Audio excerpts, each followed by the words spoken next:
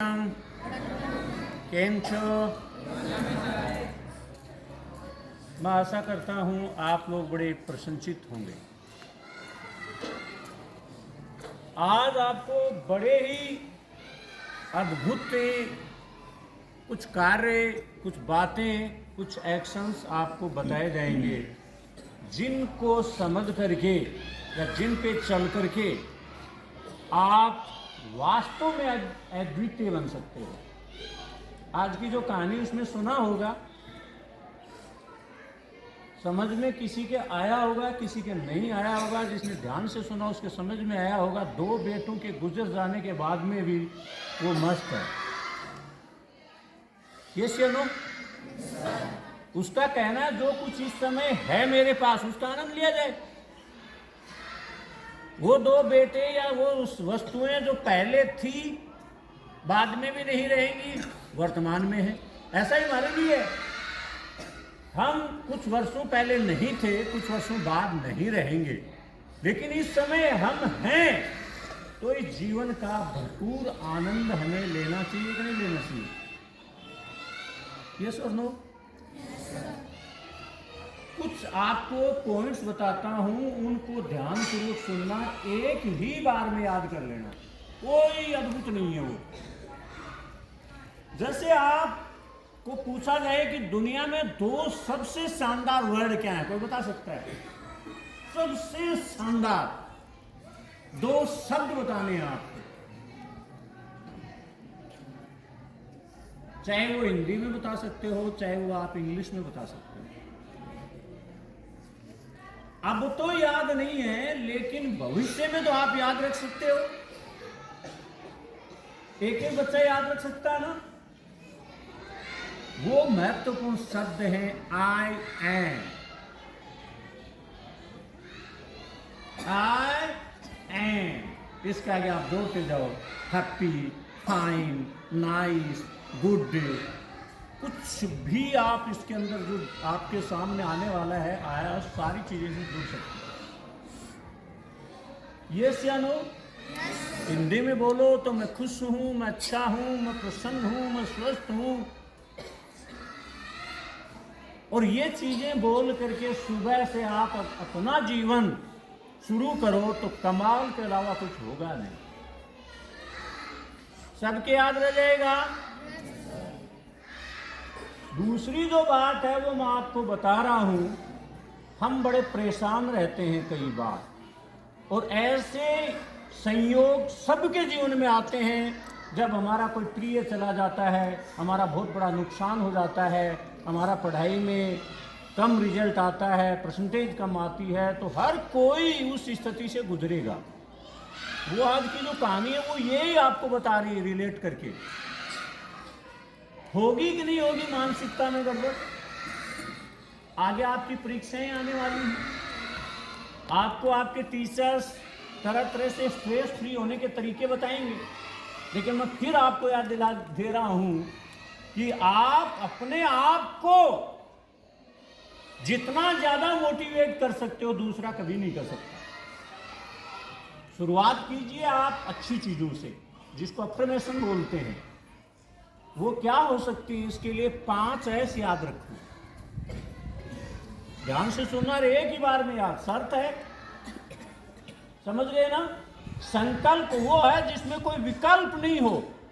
दोबारा याद कर लूंगा ये होना नहीं चाहिए, एक ही बार याद करना है। वो क्या है? मैं स्वस्थ, कोमा, सुंदर, कोमा,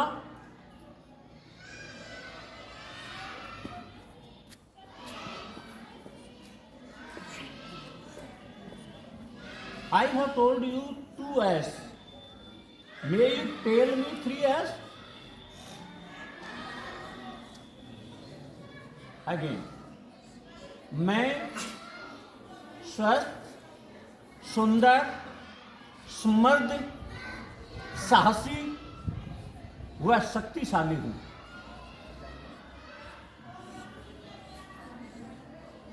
मैं फिर दोहरा रहा हूं। मैं स्वस्थ, सुंदर, समृद्ध, साहसी व शक्तिशाली हूं। इनमें सारी की सारी चीजें आ जाएंगी। आप जितना चाह सकते हो सारी इसके अंदर आ जाएंगी। स्वस्थ मीन्स हेल्दी, सुंदर, लड़की है तो ब्यूटीफुल बोल सकती है, लड़का है तो handsome. I am healthy, I am handsome और beautiful. Then wealthy, brave and strong. क्या बाकी रह जाएगा? ये चीजें आप अपने आप में सुबह बोलोगे तो आप एनर्जेटिक हो जाओगे, ऊर्जावान हो जाओगे। आपके पास वो सब कुछ होगा जो किसी के पास हो सकता है या भविष्य में किसी के पास होने वाला है। वो सारा का सारा आपके पास है। पुराने टाइम में कृषक ये बीज बोता था, चने बोता था, खास करके रबी की फसल के दौरान। उस समय क्या होता था, पुराने टाइम की जो नमी होती है वो रोकते थे। जैसे भाद्रपद में बारिश हो गई, उसको जुताई कर करके उस बारिश के पानी को जमीन के अंदर ही रोकते थे, वो नमी को रोकते थे। और फिर अक्टूबर के अंदर, या आप मान सकते हो कार्तिक में चने बोते थे, सॉरी आसू में चने बोते थे, तो उनको देखा जाता था कि वो नमी में गिरे कि नहीं गिरे। इसलिए किसान क्या करता था, उस जिससे खूड में वो चने बोता था उसकी मिट्टी हटा करके उसको देखता था कि चने ली में पड़े कि नहीं। ली का मतलब जहां से लास्ट में हल्का जो फाल है उसकी नोक जमीन को खुरच रही है, वहां गिरे कि नहीं गिरे, अर्थात नमी में गिरे कि नहीं गिरे। देखने के बाद वो संतुष्ट हो जाता है, वो गिर गए। कहते हैं बीज आड़ा सीधा उल्टा पुल्टा कैसे पड़ा धरती में, भगवान उसको उगा देंगे अगर उस समय प्रकृति की स्थितियां सकारात्मक हैं। उस बीज को उगने के लिए अनुकूल है तो कैसे भी गिरा ये मायना नहीं रखता है, परमात्मा उसको जरूर उगा देंगे। ऐसे विचारों से आप पार पाइए। आपको कहा जा रहा है, पार पाने का मतलब जो आपको परेशान कर रहे हैं, आपको रोज बताया जा रहा है आप लिखिए। एक ही शक्ति के बारे में आपको ज्यादा लिखने की जरूरत नहीं है, वो परमात्मा। उस पर बहस मत करो, वो बहस से दूर है कि भगवान है कि नहीं है, ये है कि नहीं है, ये फालतू की बकवास में। बाकी आप कोई काम करने जा रहे हो, कोई नया काम है, नया इवेंट है आपके सामने, कोई इनोवेशन करने जा रहे हो तो इसको लिखो। इधर लिखो, इधर लिखो, इधर लिखो और उसके नतीजे पर पहुंचो और फिर करो उसको। जैसे आपके बदमाशी करने की मन में आती है, आएगी, स्वाभाविक है, आएगी, बच ही नहीं सकता कोई भी। परमात्मा की अगर है हेतु की कृपा है तो बच सकता है, उसने कभी बदमाशी की नहीं, वैसा कम मिलता है। लेकिन जो ही आपका मन करता है तुरंत आप एक्टिव हो जाओ, ये मुझे करना चाहिए, ये मुझे करने से क्या होने वाला है, तो आप तुरंत समझ जाओगे कि ये मुझे करना है कि नहीं करना। अच्छे काम के लिए इंतजार मत करो और बुरे काम के लिए कभी भी जल्दी मत करो। उसके बारे में विचार करो कि मैंने अगर आज ऐसा किया तो इसका इफेक्ट क्या पड़ने वाला है। समझ रहे हो ना मेरी बात? तो बड़ा क्लियर कट विजन आपके सामने होना चाहिए, मुझे ये करना है और क्यों करना है।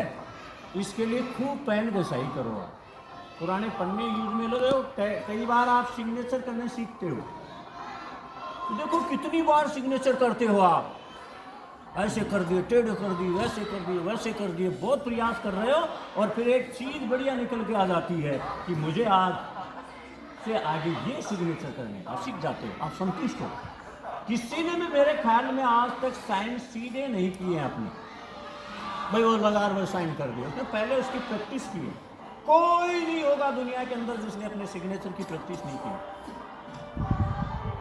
इन दी सेम काइंड आप इसी तरीके से अगर आप अपने जो काम आपको करने हैं जो शानदार हैं उनके बारे में पहले होमवर्क करो। समझ रहे हो ना मेरी बात? उसको लिखो, उसको देखो कितना सुंदर लग रहा है। सदैव ये प्रयास करो कि मैं दुनिया को क्या शानदार दे सकता हूँ, मैं दुनिया की बेहतरी के लिए क्या योगदान कर सकता हूँ, और बढ़िया बढ़िया करने लग जाए तो दुनिया अपने आप सर्व बन जाए, कहीं कोई दिक्कत थोड़ी आती। हम जानबूझ करके, मैं कहता हूँ ना, मरा हुआ चूहा धोते हैं। प्रसंग आपको सुनाया हुआ है। मरा हुआ चूहा का मतलब वो खराब विचार, वो फालतू की चीज़ें जो हमारे ब्रेन में आनी नहीं चाहिए थी, उनको हम सेव करते रहते हैं, और हम शत्रुता करते हैं, ईर्ष्या करते हैं, दम्भ करते हैं, घमंड करते हैं, गौरव नहीं करते। हमें अपने आप पर गौरव हो, अपने देश पे गौरव हो, वो चीज़ें हमें धीरे धीरे लेकर आए।